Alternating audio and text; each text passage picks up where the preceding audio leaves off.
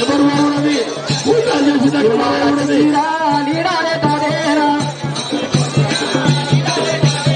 తల్లిదండ్రుల దగ్గరికి మల్లయ్య వచ్చేనా పటుబడి కూడా ఆదిరెడ్డి నీలమ్మ వచ్చినాడు మల్లయ్య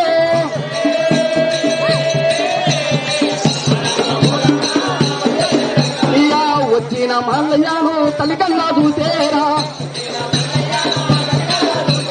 వచ్చిన మల్లయ్య తల్లి కళ్ళ చూసి వటువడి కూడా కొడుకొచ్చిందని సంబురంతో కనుక చెమ్ముతోని నీళ్లు తీసుకున్నది చేత మంగళాచి వట్టినది నీలమ్మ